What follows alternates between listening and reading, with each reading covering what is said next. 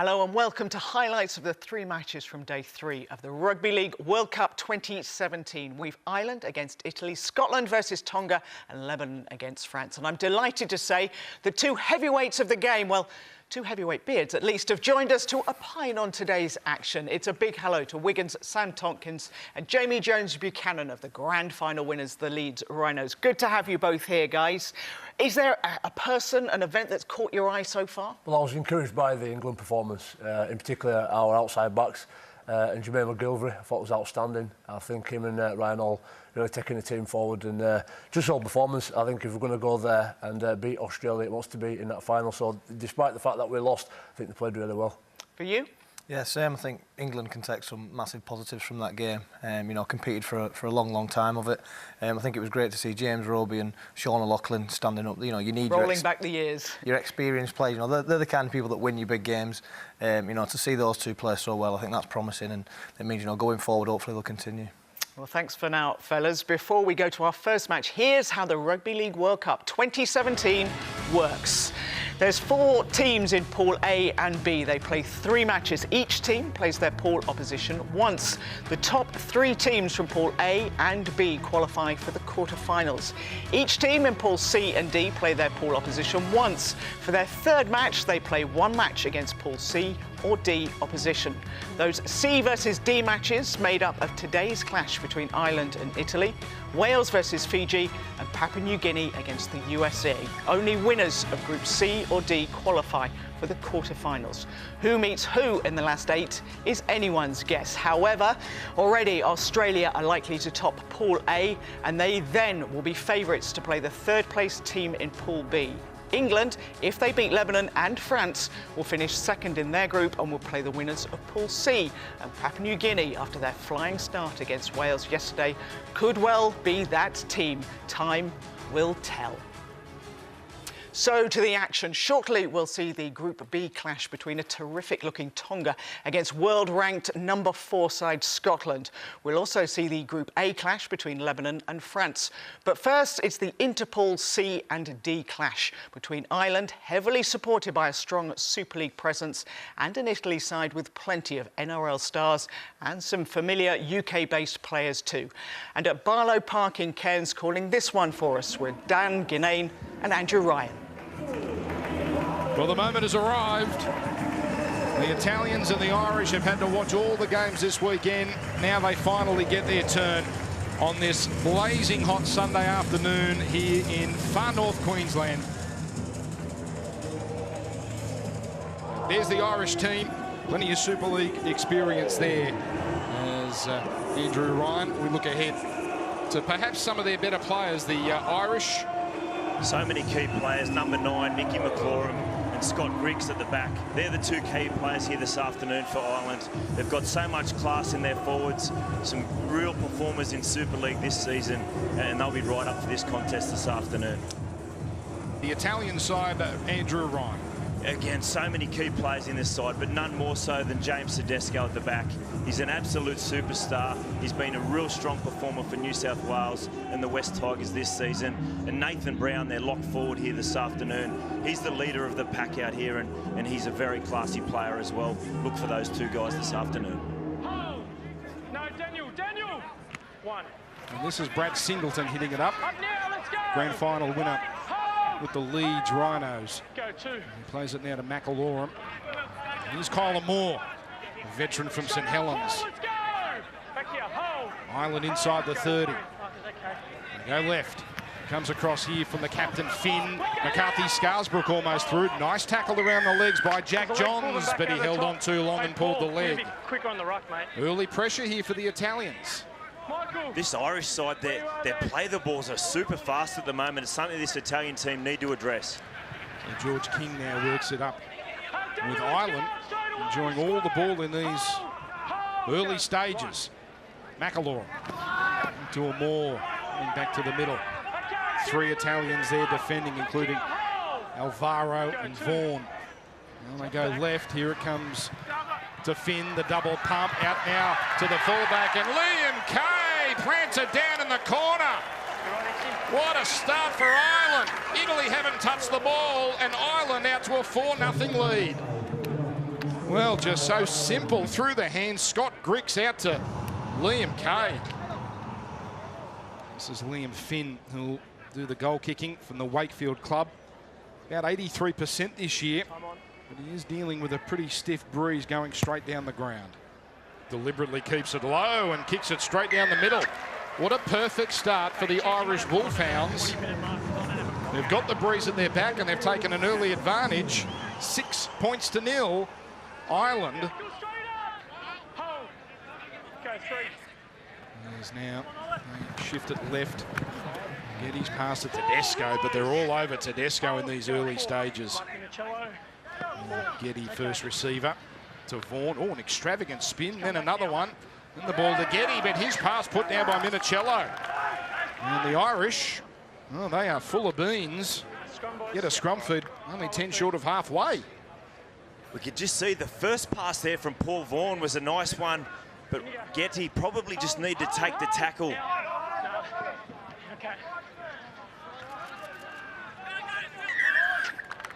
And then again, another penalty. They are just shooting themselves in the foot.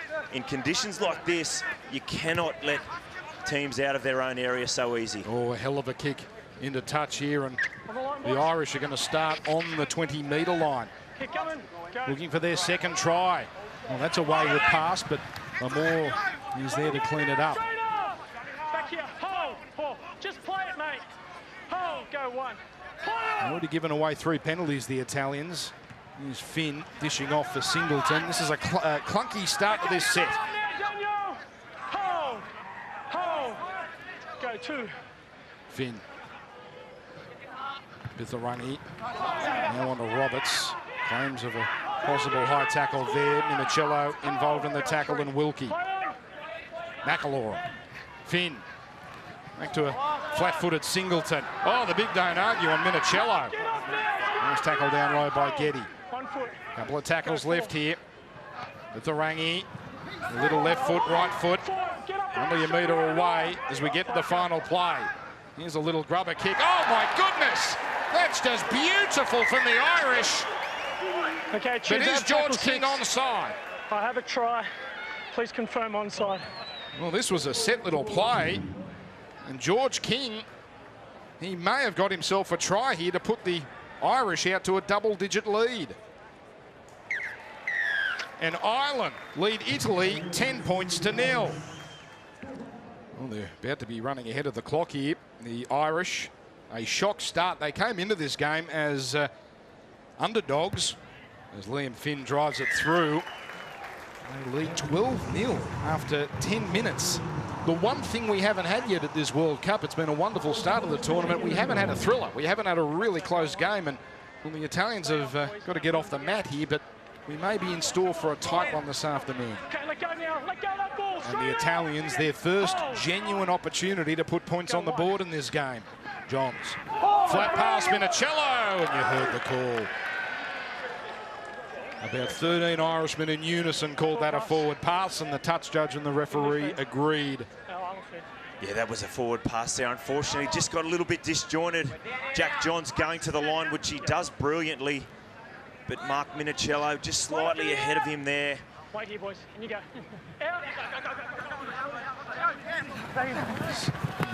Chamberlain running down the right edge. But the Irish Wolfhounds, what they have is a lot of Super League experience. Here's one of them now, in Oliver Roberts. Give him room, Mark. Players that have played a lot of rugby league, so they won't be overawed by this occasion, certainly. There's the most recent try scorer, King, goes down the middle. And those play the balls, they remain snappy. Grix chiming in at dummy half, pushing away from Brown. Now McCarthy Scarsbrook stands, delivers, Grix, and he can't quite get those arms free. Back here, Paul, mate. Wait for it. Wait! Go. On a play for the Wolfhounds. Finn. In the middle. Oh, that's a problem for Ceruto. He's played at that, and it's an Irish scrum feed. Ireland feed. This is fast turning into a disaster for the Italians, and what an opportunity now for Ireland to extend. A cruel error there for Mason, and again under the pump here defensively, this Italian side. And out it comes. And Michael Morgan up to the 20. Hard to put down. Cello and Alvaro finally knock him over. And for the penalty there, not coming. And Singleton over the 10-metre line. Lock in, hold. No, you get up and play it on the mark, too. McAlorum. McCarthy, Scarsbrook. Strong defence, Reithmuller. John's there to help as well, but another penalty. Now, this is an interesting decision to be made here. Come on, boys, tidy up, give some They space seem to in that have ruck. Italy on the ropes, but it's a pretty gettable 2 points. The Irish captain remains perfect. And the lead extends out to 14-0. Ireland, the outsiders, leading the Italians. Hard to put down. That's the halfway line you can see there. Italy, they are just relenting in defence. The Irish really making metres at will, although good work there from Reithmuller to drop them more cold. Final play. They're going to run it here, and McCarthy Scarsbrook has spotted a big opening. They've got numbers, the big dummy, and then a forward pass. Oh, it's cost them badly.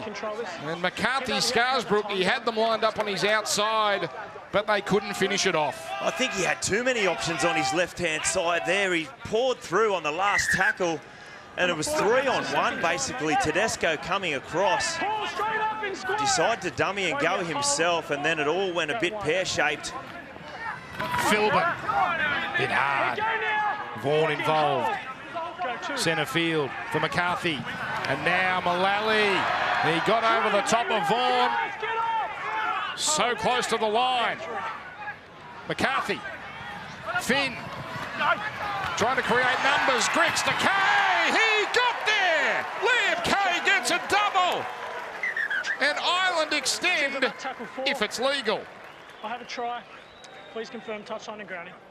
Well, look pretty good from our angle.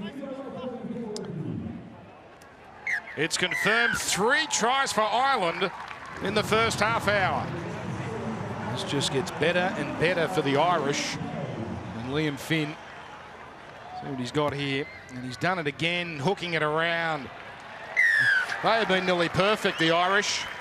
20 points to 0. Liam Kay, he's got so much speed to burn over on that left edge. Fantastic play from Key. He's Tyrone McCarthy, formerly of the Dragons and now Salford. 39 out. Last play, Finn, Griggs. Oh, that was telegraphed, and here we go. It is Justin Castellaro. Only Kay can catch him, but it's all over. Goodbye, Justin Castellaro, the local boy. He puts points on the board for the Italians. My word, they needed that. And just maybe the start of a comeback for the Azzurri. Exactly what they needed just before the half-time break. And Scott Griggs has been torching them on that side with his passing game. This time, he picked out the Italian centre. Mantellato with his first kick at goal in this Rugby League World Cup. So it's a 14-point margin. Italian fans who came alive when he ran down the field. Finally, a little bit of joy in this half. So the weather is a challenge, and the scoreboard a major challenge for the Azzurri. Here's Tramontana, Tedesco, the chip kick. That's pretty well weighted. Griggs has got some work to do. Leaves it behind him, but then it's put down by Castellaro. Now Ireland will get this. Ireland first. Ireland will give this back. Then Italy. But what a chance lost here. Castellaro couldn't believe his good fortune. Extremely disappointing there from Justin Castellaro. It was a nice little kick, and Scott Griggs going in behind him, tried to get on it. Hold. Go one. So yet to see points in this first half. Italy with the stiff breeze at their back. Go two. Getty jumps into dummy half. Mantellato. Oh, he rode a heavy bump there. And an Irishman is down. That is Joe Philbin, who just dawdles back to the defensive line. Here's Tramontana. They've got a one-man overlap if they can expose. Here's Tedesco probing, spots a little opening. Griggs has to come in and Mullally in there with the tackle. And the Irishman Philbin is still down, so it's 13 on 12. And as we go to the air, oh, magnificent take. Josh Mantellato gets it on. Nathan Malone scores. And we have a contest. Brilliant take by Mantellato. And then the pass. He decided not to do it all on his own. And he found his man, Nathan Malone.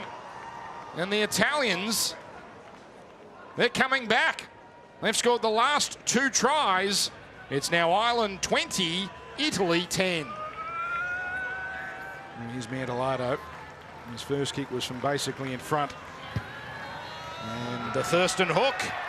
And both goal kickers, Liam Finn and Josh Mantellato, not fazed by these windy conditions. These are the sort of conditions that have knocked about some great NRL kickers like Adam Reynolds and Jared Croker, but pinpoint so far. The Italians pressing. Getty, Santi, McAlorum falls off the tackle. Santi almost got that free.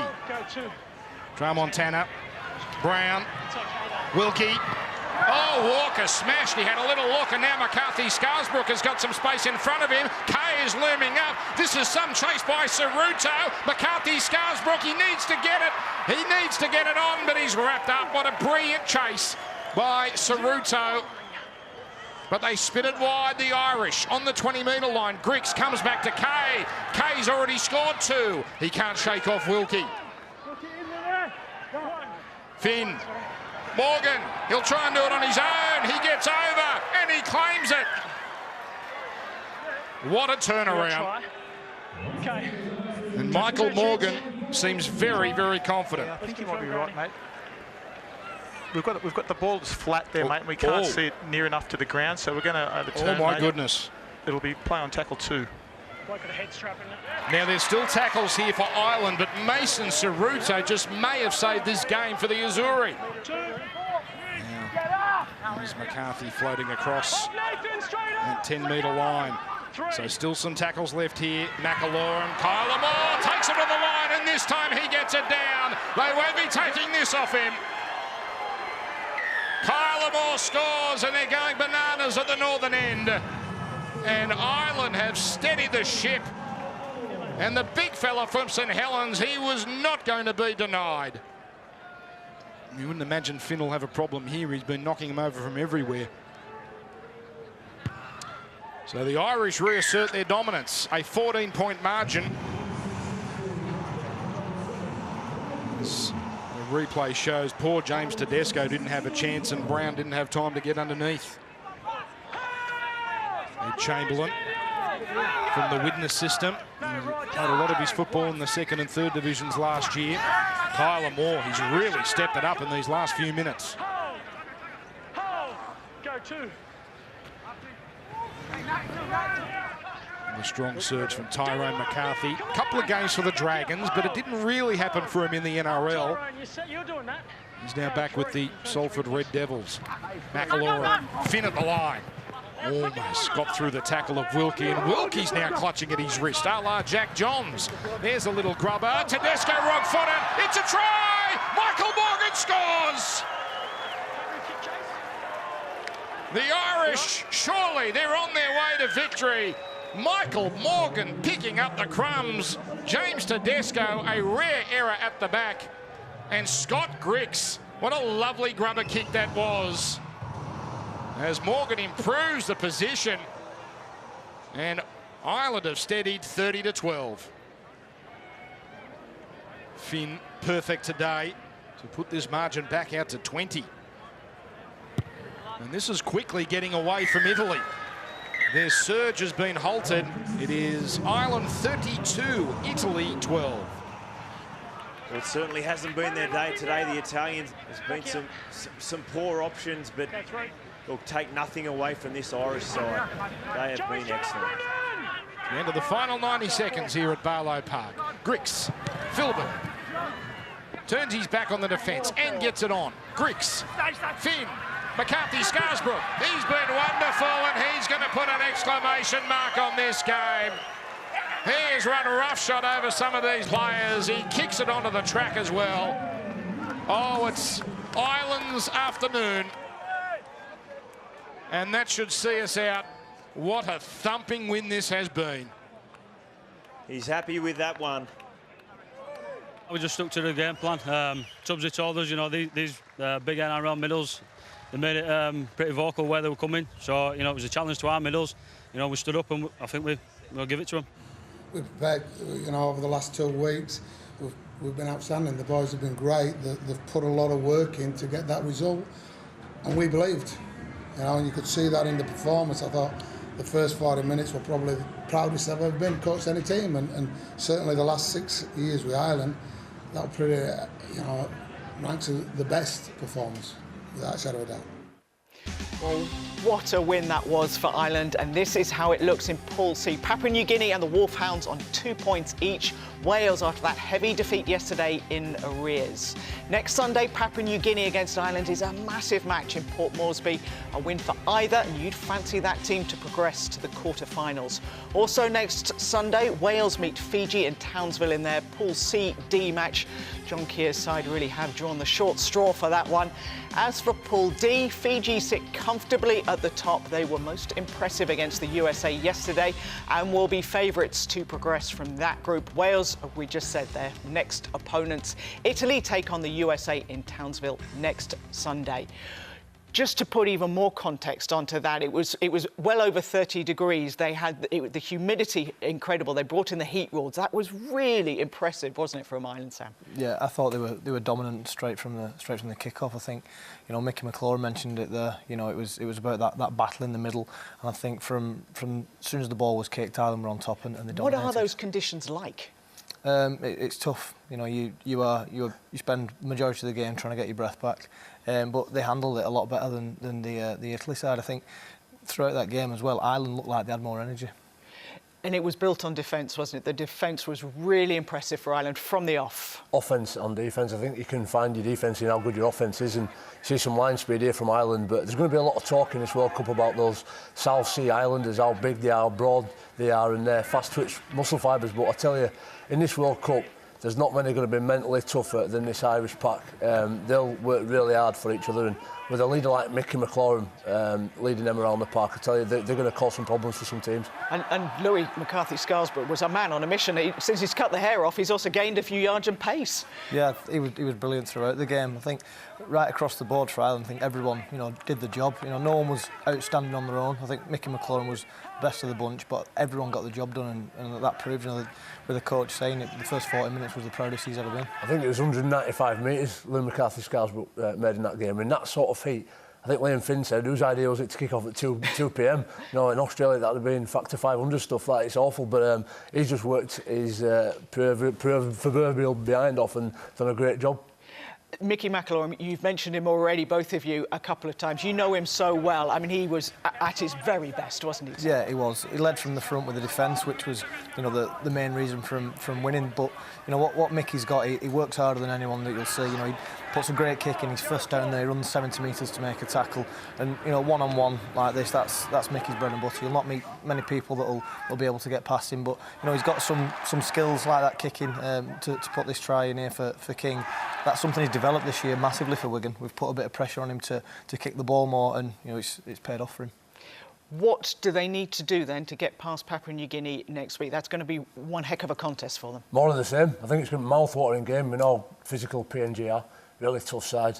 But I think Mickey McLaurin mentioned legacy, and leaving a legacy. He's really proud about going out there and representing Ireland. And once said Stephen Covey said to live, to love, to learn and to leave a legacy. And it seems like that Irish team are going out there to do exactly that. They're proud in the shirt, and they're really looking forward to whatever challenge comes up against them. Yeah, I mean, Mickey, he tweeted afterwards, "My grandfather died this year, and to play for Ireland is the pinnacle of my career.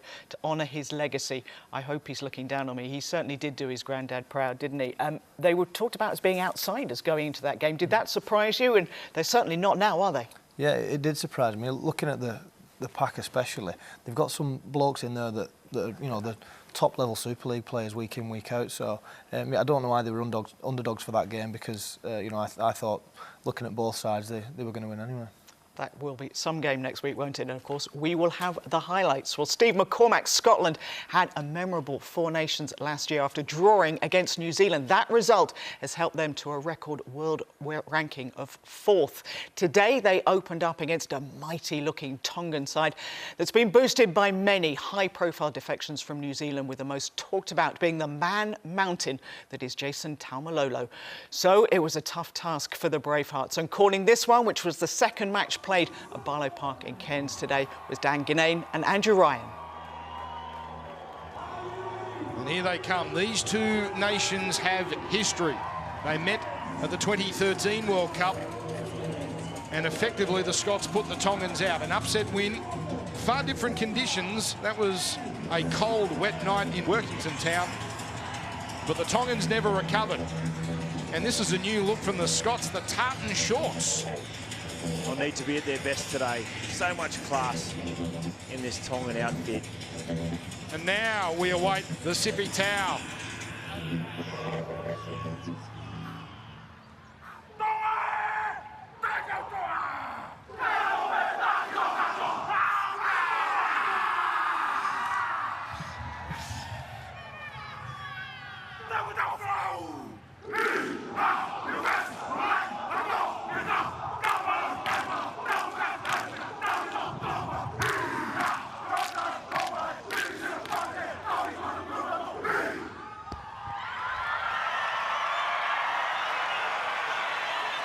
How could you not have goosebumps? Oh, wasn't that something? Andrew Ryan, the teams. Some class in this side, but they need to look to their halves today. Bruff and Addy, they're the key to getting Scotland home here this afternoon. And for Tonga, so many quality players in this team. Jennings and Hurrell in the centres. But their halves today, they're really important because off the back of Taumalolo, Fafita and Takiaho in the middle. Ngano gets it on for Ma'u. Avili. Lolahair. Now Hopewadi chiming in. He was captain of the Tongans in their mid-season test. And they go down the middle. Taukeiaho. A wonderful prop from the Roosters. Inside the 20, the Tongans. Avili. Taumalolo, oh, he drags Luke Douglas with him all the way to within a metre. Final play. They go for the barge over for Fafita. He does well to get rid of it. Havili gets it on. Taukeiaho, Lolahair, and now here goes Michael Jennings, puts the foot down and gets over. Oh, they're making a statement early. Scotland haven't touched it yet, and Tonga get the first try of the afternoon. What class from this Tongan side. The offload from Fafita out the back. Off the back of the carry for Taumalolo. And then Jennings. Impressive. That is Johnny Walker about to enter the game. Yes, a Scotsman called Johnny Walker. Ma'u plays it. Taumalolo. Lolahair slips the pass. Line ball. Manu de ground. Hurrell. Lolahair. Taukeiaho makes a beeline for Douglas. Mariano down low. Avili. Taumalolo. He'll get over. And he got it down. Too big, Jason Taumalolo. How do you stop that? He took Douglas with him to the line and Lewis Tierney, and they couldn't keep him off the ground. It's about to be 12-0. Taukeiaho. Beyond his own 30. Avili. Taumalolo, look at that footwork. He got past Walker. He got past Kane Bentley. Then finds Hopewadi. Now to Jennings. Out to Tupou. Over halfway. Jennings is looming up. Here we go. Goodbye. Jennings is home. This is turning into an exhibition. It all came off that early offload. And they're making a statement early, the Tongans. And this is some try, all started by that pass from Jason Taumalolo. Michael Jennings off to a flyer. 16-0, Tonga well on top. Hold. Goal 2. Takayaho. 3. And that's 3 tackles. They are already almost up to the halfway line. Goal 3. And there's a telling stat, 19 missed tackles. Manu collected high, late call. Well, this really is a problem now for the Bravehearts. How are they going to stop this Tongan onslaught? And unfortunately for this Scottish team, they're defending their own goal line again. They start on the 20-metre line On the 4th. with Hurrell tapping and going. And he runs into Bentley. Move. Back up Scotland. Walker there as well. Havili. Taumalolo from close range. He couldn't do it again, could he? 1 metre away. Desperate defence. James Bell, Lewis Tierney. Back to the right. Wallahere. Manu, the flat pass. Oh, he goes straight through. Sikamanu's over. This isn't a contest. This is a celebration. The Tongans are on fire. Sikamanu crossing. And the score blows out. It is Tonga now, with Lockenstein missing that tackle. Tonga 22, Scotland 0. Hold. Goal 1. Here's Taumalolo. This time rushed up upon, but they were offside. Got to hold. Hold 10. Johnny Walker. It is all going wrong for the Scots. They finally put a good tackle on Taumalolo, and they were offside. Well, we've seen this time and time again in this first half, haven't we, Dan? Coming out of trouble. The big, powerful forwards from Tonga. Gaining. He's got a hand to it there, Tierney. Tap. It has been touched. No, the touch judge says it hasn't been. It would have been a scrum anyway for Tonga. And the quick tap and go by Hurrell. And he takes on Stein. He likes what he sees in front of him. And that's the 10-metre line in front of him. Havili. Wallahere. Takayaho. Boys rolled his sleeves up in these opening 25 minutes. Havili goes right. Wallahere going to try and do it on his own. Good scramble this time. Ferguson down low. And Andrew Bentley up top. There's a little dart from Havili. And that doesn't fool the marker defence. Hanging on reasonably well so far, the Scots. Wallahere. Through the hands. Couture. Now it comes to Hopewadi. The long pass to Tupou. And Oates gets him. So does Helliwell, but they still can't stop Daniel Tupou. Time off. Tackle 4. We've got try. Check touch, please. Okay, so the ball's not down. I don't think that's quite on the line yet. What are you thinking there? The ball's probably on the line there. Yeah, I can't see it on the line either. So we're going to go insufficient evidence here. We have a decision going to the board. Confirmed. Tupou scores. It's not getting any cooler as the sun is now in a very awkward place. And that's what the Scots will have to contend with in the second half. They'll be running towards that sun as Michael Jennings, through one, through another, now tries to turn Bruff inside out. He's already got 2 tries this afternoon. Hold. Goal 1. Sam Moa goes one out. 2. Move. Walker involved, Kane Bentley, Douglas as well. Taumalolo punching it up to the 20-metre line. Move. And hold. Goal 3. Couture. Ingano. Hopewadi. Helliwell rushed up out of the line but bounced off. Oates missed it as well. Hopewadi dragged down on the 10. Hold. Goal 4. Jennings. Ingano. Terapo. He runs over the top of one of the Bentley boys. Penny Terapo gets over the line. It's men against boys. Tonga scores again. Well, the Scots did a great job initially on the previous play to shut down Hopewadi over on that right edge. Helliwell came up and in, but this time it was big Penny Tarapo. Just got the ball, skipped an overs line, pushed off Andrew Bentley. Too big, too strong. And Tonga doing a very good job this afternoon. Moa, Ingano, slips off Addy. Helliwell down low. We play the ball. These have been killing the Scots. Now Jennings, the no-look pass to Tupou. Here's trouble. Jennings looming up, and he pushes away from Tierney and finishes with a first-half hat-trick. Well, they've looked fragile on that right edge all afternoon. It was a beautiful little play.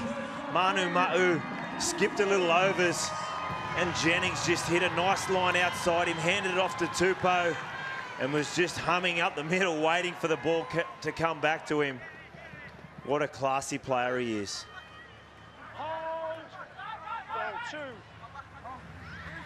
Brough, Mariano, the biggest forward in this Scottish pack.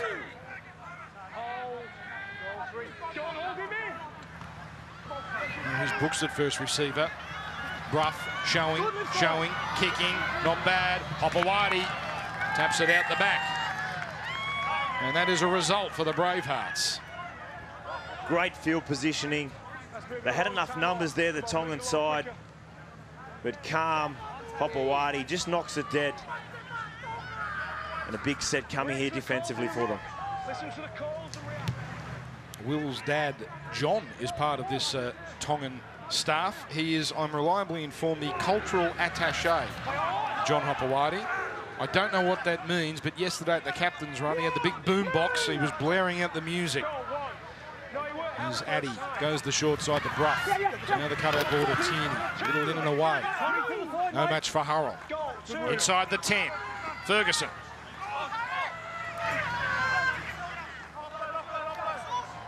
Just the hit up on tackle number 3. And he goes himself, he gets over. This is close.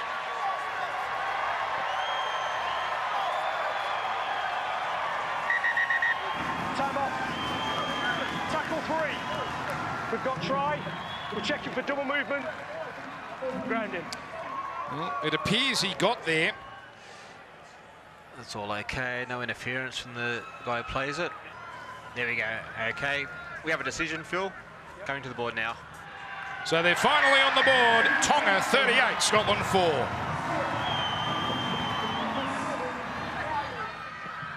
All right, let's see what Scotland can do here. Perhaps a second try.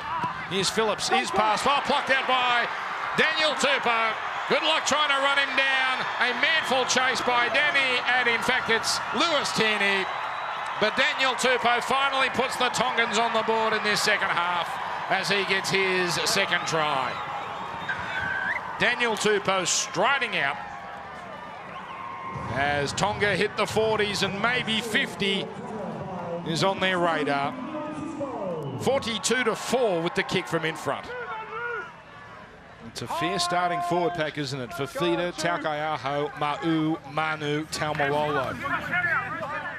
Players that have been left out of this side, Joe Offahengawi. In the backs, Solomone Kata, David Fusatua, and Mahe Whenua, who's been a star in English Rugby League. Didn't even make the 21-man squad for this game. So they've got depth all over the place. O'Leary, beautiful pass. Murdoch Masilla down the middle. He's got Havili on his right. He's got Hingano on the left. And they're going to score again, the Tongans. Here they come. They're about to crack 50. Murdoch Masilla in full stride. What an awesome sight. 48-4. Well, predominantly they've been trying to go around this Scottish side. This time Lolo Hare decided to turn it under. And a great finish in Ghana off the back of it. They did their best work in the first half. They've got bigger fish to fry, but that is an impressive opening gambit. It was a bit tough in the first 20, and credit to Scotland, you know, they really put on a show. And I think for us, we just, our forwards did a really good job, which made it easier for me on the edge, and a bit of space there, and yeah, took advantage of it. You know, we've let ourselves down, I think, a little bit today, and you know, we'll lick our wounds. Injury-wise, we're fine. like I said, I thought second half we held the ball well, we executed well, we got our bodies in front, and we showed enough desire and commitment to see that we'll be okay in the tournament. We'll need to improve a lot next week for Samoa. They're our traditional rivals. They'll be right up to play us, and we'll be right up to play them, and that'll be a really hot game of footy. So we all know we're going to have to be better, but yeah, that gives us a real good confidence boost, and it gives us a bit of a glimpse of our ability, and yeah, we can certainly enjoy a good win tonight. In the World Cup, I don't think you can give a team as much respect as we did. We know they're great players individually, and they proved it collectively tonight, but I don't think we showed up and proved ourselves how good we are, and that was the disappointing part. But as the coaches have just said in there, we have to look forward to next week, and I don't think we can be much worse than that. Well, an impressive win then for Tonga, and they top Pool B ahead of New Zealand. Next Saturday in Christchurch, the Bravehearts take on the Kiwis, while in Waikato, Samoa and Tonga go head-to-head. Scotland's last match is against Samoa, and it could well be that match which determines who takes the third qualifying place. Jamie, we spoke to Steve McCormack yesterday, and he knew they were in for a tough match, but right from the off, they were on the back foot, weren't they, Scotland? Yeah, they'll be disappointed. Do you know, to be honest with you, I thought the Scottish guys in contact was pretty strong. There were some great collisions, and you got a sense of the fact that they were up for it. They sang the last verse of their national anthem in a cappella, and then immediately after, they've gone for this sort of half-hearted short kick-off. Ended up the ball going dead, defended for 2 minutes, and just fell off a cliff, just energy-wise. When you're playing against a team like Tonga, you've got to turn them around, and I don't think for the whole of the first half their forwards got behind their 30, which means they're essentially playing on a 70-metre pitch. With a kicker like Danny Brough, you've got to make the most of him and just turn them boys around and sap their energy. Dan said in commentary, it looked at times men against boys. The stats, Scotland's average weight is 96.5 kilos, that's 15 stone. Tonga's 104 kilos, 16 stone, basically a stone heavier across the park. You've played with some of those guys, you've played against them. How tough is it to stop them? It's very tough. It's a lot better playing alongside them than against them. And some of the fellas in that team, when I was watching the clips there, you look at Tuilola here, the number 6, who's just got the ball there. He looks small in that side. He's about 100 kilos. They're a massive side, and I think they. Do we think they were breathing in when they did the weights then? Yeah. I was surprised it was only that. But with people like Jason Tomalolo in the middle, the game plan is just going to be, use the forwards as a battering ram, and they did that, and Scotland were out on the feet. They've got pace though as well, isn't it? That's the kind of thing that gets you. They're big, but they're fast. They are, they're massive, and you've got to weather that storm. You've just got to put your body in front, and talking about what do we do when we play against them. For me, it just shut my eyes and up for best for the first 20 minutes. And you trust in your halves to get a good kicking game, get a good cycle, a good process going, some great kick chases, and by the time you get to sort of 60 minutes in, those boys burn up naturally because their bodies are not designed to be, have that sort of endurance, and that's where you win those types of games. But Scotland just never got in it from the off. They talked, just the look on Steve McCormack's face, you could tell what he did, but Danny Brough saying we can't play worse than that. They didn't help themselves, did they? They made some silly errors. No, they didn't help themselves at all. I think, as Jonesy touched on there, you need to keep hold of the ball, because if you're, the Tongan guys, they're getting a breather at every scrum, then they're having the ball back, and you're having to defend it. Scotland basically played the worst they could against a team like Tonga, and they spoke about it after the game, Steve McCormack, and they licked the wounds, and they showed a bit in the second half. They had some desire, but they shot themselves in the foot. So how do you prepare for New Zealand after that? We'll just build on the back two. For me, Lewis Tainey and Matty Russell, I thought were outstanding. Obviously they didn't really shine because they didn't have that foundation to build on, but they run their blood to water, and they worked really hard, and I thought they showed some real good class at times. But those boys have just got to get back in, regroup, and get the kicking game back in order, and keep sporting them nice tartan pants that look outstanding in my nighttime wardrobe. I love a pair of them. Outstanding. And how far can Tonga go? Because people are talking about them breaking into that top 3. Yeah, maybe so, but the game plan that they used against Scotland isn't going to be quite as effective when they're coming up against Samoa and New Zealand. Two sides that they'll be able to match them physically. So I think there'll be a lot of pressure going forward for Tonga on the two halves. Ata Hingano and Tuilola here, they're going to have to really step up. Thanks for now, fellas. Lebanon, France in a moment. First, here's some details of our World Cup coverage for you. You can follow all the Rugby League World Cup action on the BBC every day over the next 5 weeks across TV, 5 Live, the website, Sports News and the BBC Sport app. And you can also sign up for notifications on your phone or tablet to follow whatever team you like. On BBC Two at 11:50 on Friday night, we've highlights of Australia's Pool A clash with France. And then on Saturday, England play their second match against Lebanon. We're live and exclusive for that from 8:30 here on BBC Two. Sports still to come tonight on BBC One at 10:30. It's Match of the Day 2. There's 2 matches, including Leicester against Everton. And following that at 11:30 on BBC One, it's the Women's Football Show, which includes match highlights, features and all the latest news. Well, the third and final match today was from Pool A as Lebanon took on France. This is Lebanon's second appearance at the World Cup, and the Cedars are coached by the legendary Brad Fittler, who has 11 NRL players in his ranks. As for France, 8 Catalan Dragons are the spine of their squad, and they're captained by St Helens halfback Theo Farge. Your commentators for this one from the Canberra Stadium are Mark Braybrook and Gary Belcher. Beautiful afternoon in Canberra, and this French side, there's some good young players there, Gary, and this is the biggest stage a lot of them would have played on. It's an experienced French lineup, and it's a very good French lineup. Are they good enough today against the Lebanon side that has been hit by injury in the warm-up? They've lost Chris Saab, and that means that coming into the starting lineup is number 16 Jalil Sevi-Dabas and Tim Manor, Kazi Start, Leisha and Suka to the bench. Robbie Farah is the captain. Time on, out. Opportunity here. Cassis is only a couple of metres away. 5 metres away from the line. Manor edging his way towards the goal line. He's still going. Finally told to play it. Farah. Moses, quick hands. Here's a chance. Layoun for the corner, and Lebanon score first. Weight of possession and field position, and they finally turn it into points. Yeah, the big sucker punch up the middle. They got them with some big units. Layoun didn't need to use his winger. First try for Lebanon in the World Cup. Anthony Layoun, be happy with that one. France, they finally get an opportunity down the other end of the ground. Pelissier out of acting half, back to the skipper Farges, and now Garcia. Back to Farges.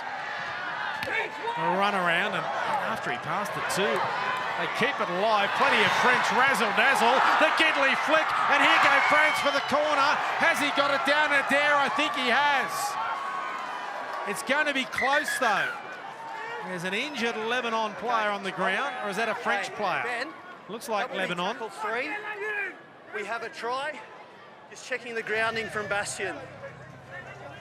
The ball is not grounded on that point there, but I can't see the ball now, and that is a point where it could be grounded. It's the Lebanese man's foot, and the ball's there. There's no insufficient evidence. The insufficient evidence have got to go with a live call, and we're giving a try. Well, there's the try, and I think that's the fair call.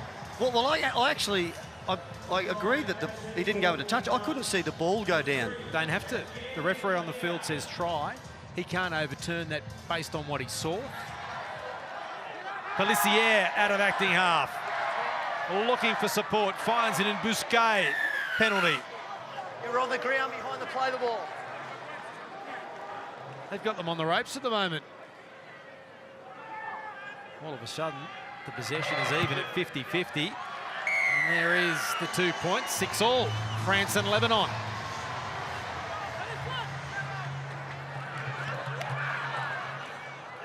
How would you say at the moment, just inside the final minutes of half-time, Gary, maybe the pendulum swinging slightly towards France? Yeah, I think a bit more dangerous in possession. And Leisha ducks under a tackle, now links up with Robinson, and there's the critical try, right on half-time. And Robinson scores, and Lebanon will lead at the break. He's come all the way in from the right wing here. Travis Robinson just looking for a chance. There he goes again, the duck, and he just holds the ball up long enough to give it to Robinson. What a time to score a try, and what a time to concede a try.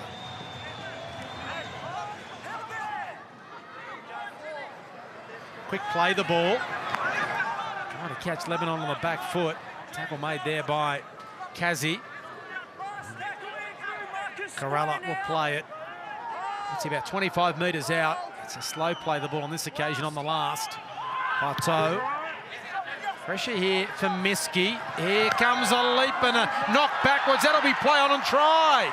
A try to Adair. And they're back to within 4. Bastien Adair.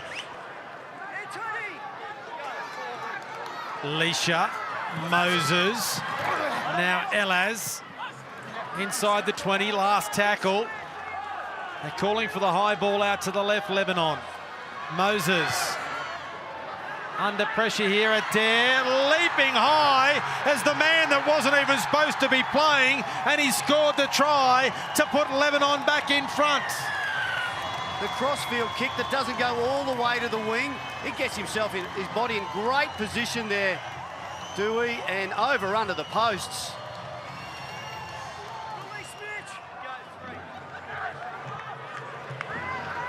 Gas. Bartow. There's the fullback, Caralla. Down the touchline, Burgell for the corner. The cover is there. The try scorer again, Dewey making the tackle. Slowing it down as well. Caralla at acting half. Bartow, the offload from Maria. Batiri. Here they come, France. They've got numbers here. Over the top, the pass, and there's the try to Kardash. They're in again, France. Kick to come. They're back to within 2. Just keep an eye on this pass here from Bouzquet, the front rower. That is a pass of a halfback. Drop goal. Who's going to do it? Where's Mitchell Moses? Manna to the middle of the field. Oh, yeah, Moses the man on the right. Mitchell Moses is there. Here it comes. They've gone to Robbie Farah. Back to Moses. France don't put any pressure on. And it's a pretty good kick from Mitchell Moses. It's an excellent kick, and there is the drop goal. 19-18. No one really around him. Plenty of time to nail it.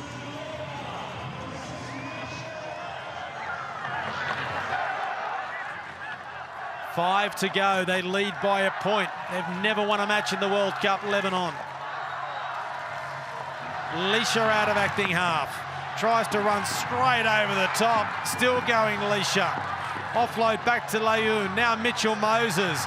There's an injured Frenchman, and Moses does the chip and chase. The bounce is Mitchell Moses, and the try is Mitchell Moses, and the win is Lebanon. Moses just puts the foot down. That's so hard to turn around and catch for the fullback.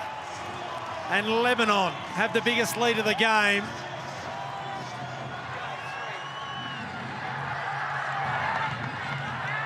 That played out by Moses. The bounce for Robinson. The corner for Robinson. And they finish with some icing on the cake. Robinson gets a double. And Lebanon gets its first ever win at the Rugby League World Cup. Desperate play here. All or nothing play. In fact, the game was out of reach, really, but it was a poor kick. But they win by 29 points to 18 over a gallant France. We're really proud of the blokes, the way they finished. I thought actually France were actually finishing the better, had more energy, but they found a way to win, so that's showed really good qualities. I think Moses made the difference at the end. That's the best level in the world, can make the difference when you're tired. When everyone is tired, he makes the difference. The two teams collectively was okay for me, but some players in Lebanon side make the difference 2 times or 3 times. They won again with that. I'm a passionate Lebanese man. I think, ever since I played for him in 2002, there's just something there that I can't explain, and the support was outstanding. They'll be pretty proud of us after that effort today, and hopefully the numbers will grow next week. So we're looking for a big crowd at Allianz Stadium against England. Well, these were the scenes in the dressing room after. You can see exactly how much that first World Cup win meant to them all. They're certainly a together-looking group.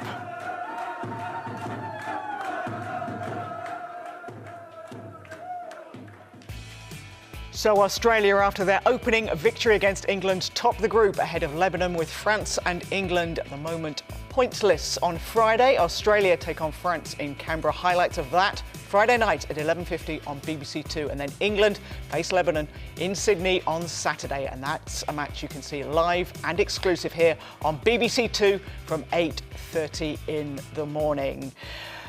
We just about managed to follow that with the clashing kits, but it was a fantastic game, wasn't it, when you could make out who was who? Yeah, I think that team spirit there has been the shining light of the World Cup for me, not just on the pitch but off it as well, with the support. I think the Lebanese fans have bought more of the Lebanese kits than any other team. They might have accidentally bought a few French ones as well. By accident, both exactly the same, but some great little performances. It's hard to weigh up the qualities of both teams at the minute. I thought it was a great contest, and Mitchell Moses' unbelievable try at the end. I think it was like a Sam Tompkins try. It was world class to finish off and get their first World Cup win.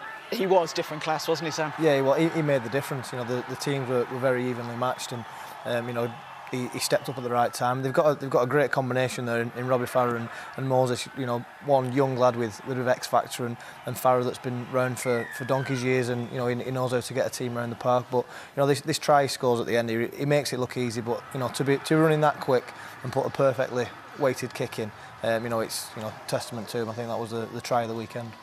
So how difficult are they going to be for England next week? Well, I think England have only got to worry about two men. You know, it's the 6 and 7. I don't think it'll be a tough game for England. I think they'll win convincing, and if they can make sure they look after the half-backs, I don't think they've anything to worry about. What do you want to see Wayne Bennett do for this game? Do you want him to stick with the core of the team so that they can build, or should he bring the changes? Are there people you want to see putting in? I think it's all about incremental gains. England don't have to be 10 out of 10 against Lebanon. They have to be 10 out of 10 against Australia in a few weeks' time. It's just getting better, refining your skills, getting over those nerves, and just keep improving. They've got a great side. I think all the nerves could have been dropped off last week against Australia, and they can start to build in real confidence. What we're seeing, though, is, you know, you can look at Australia in the final. We've got to get there first. The quarterfinals starting to look trickier, isn't it? And if we get there, a semi-final, possibly against New Zealand, they're all looking good. Yeah, it's going to be tough to get to the final, but I genuinely believe we've got the squad to do it. You know, there's a lot of talent in that England side, and probably didn't give the best account of themselves against Australia at times. But it's the first game of the World Cup. It's a long process, and like Jamie said, then if they can keep improving, you know, by the time the quarterfinals come, they'll be playing a lot better than they are now. Do you want him to stick with that core, that spine, or would you like to see George Williams brought in, maybe John Bateman put back to the second row, Mark Percival put in the centres? What do you want to see Wayne do? Yeah, I think, you know, John Bateman would be better suited in the pack, and you know that might happen with Sam Burgess not playing this week. And it is a time to be able to try a few things. You know, you don't want to be trying to stick with the same squad, because you know later in the competition it's going to be tough to bring changes in. So I'd like to see a few changes and maybe some different combinations. But I'll leave that to Wayne Bennett. He knows a bit more than me about coaching. How much will they miss Big Sam? Oh, he's huge, isn't he? He's a big performer. He was outstanding as well. You know, the game time that I got and played. But I agree with Sam. I'd like to see Bateman come in at middle and tear up like he does when he plays for Wigan, and get a bit more ball into Callum Watkins' hand early so he can put McGilvery away. I think, like I said before, our outside backs have been fantastic. But I just trust and I believe in our England team. I have genuinely got some real faith that they'll go and do the job this year. We should send you to do the team chat. So week 1 of the Rugby League World Cup is over. Australia, New Zealand and Tonga look strong. There were positives for England in defeat. Wales and Scotland have work to do. However, it's the Irish eyes that are smiling. They're up and running. Goodbye for now.